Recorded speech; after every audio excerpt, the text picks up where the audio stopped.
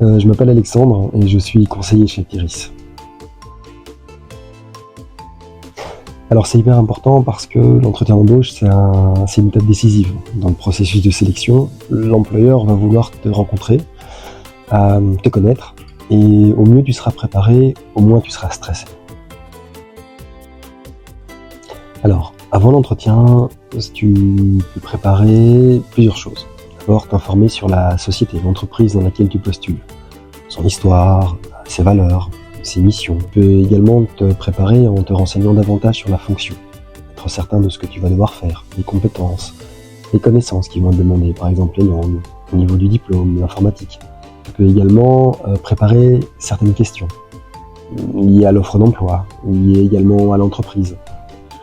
Tu peux également te préparer en sachant déjà ce que tu vas mettre le lendemain, en déterminant le temps de trajet, histoire d'éviter les retards éventuels. Tu peux également te préparer en ayant ton dossier, un dossier déjà prêt, c'est-à-dire avec une copie du CV, une copie de la lettre de motivation, une copie du diplôme, si c'est nécessaire, et d'autres documents.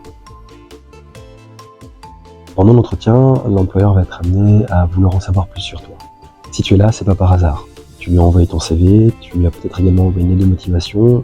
Lui, l'employeur, il a vu dans ton CV qu'il y avait des choses intéressantes. Il va vouloir te connaître. Il va vouloir que tu lui parles de toi. C'est-à-dire lui parler notamment de ton expérience professionnelle, par exemple, de toutes tes tâches, de toutes les compétences que tu maîtrises, que tu as déjà exercées. Il va également lui parler de tes études, de ta formation, peut-être de stages que tu as pu réaliser, ou de choses à l'extérieur, de tes loisirs. Ce qui va être important, ça va être à chaque fois de donner des exemples concrets, des tâches que tu as pu exercer, pour que l'employeur comprenne que tu n'y racontes pas n'importe quoi, mais qu'il voit concrètement que tu sais de quoi tu parles.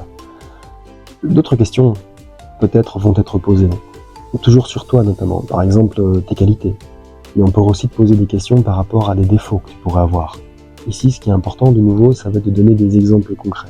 Par rapport aux défauts, d'abord, il faut les minimiser. Mais l'idée, ça va être également de pouvoir montrer à l'employeur que tu sais rebondir. Donc la présentation de soi, c'est à la fois la présentation du CV, de l'expérience, etc.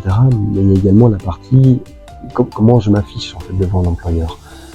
Est-ce que je parle trop vite? Est-ce que j'utilise les bons mots? Est-ce que je souris à l'employeur? Est-ce que j'arrive à rebondir aux questions qui vont m'être posées? Important également, le non-verbal. Donc ça va être les gestes que tu vas faire. Est-ce que tu vas tenir un bic? Est-ce que tu vas faire clic, clic, clic, clic? Est-ce que tu vas être davantage préoccupé par ce qu'il y a sur ta table? Ou alors, est-ce que tu vas regarder la personne dans les yeux? Donc tout ça, ce sont des détails, mais auxquels l'employeur va accorder beaucoup d'importance.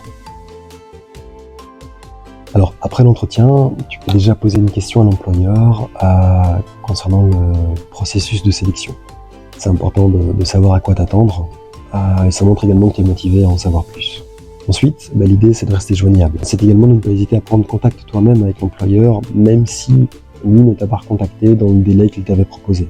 Si maintenant tu reçois une réponse négative, c'est normal que tu sois déçu, mais n'hésite pas quand même à reprendre contact avec l'employeur pour en savoir un petit peu plus et comprendre les raisons pour lesquelles il ne t'a pas choisi, parce que ça pourrait t'aider à préparer ton prochain entretien d'embauche.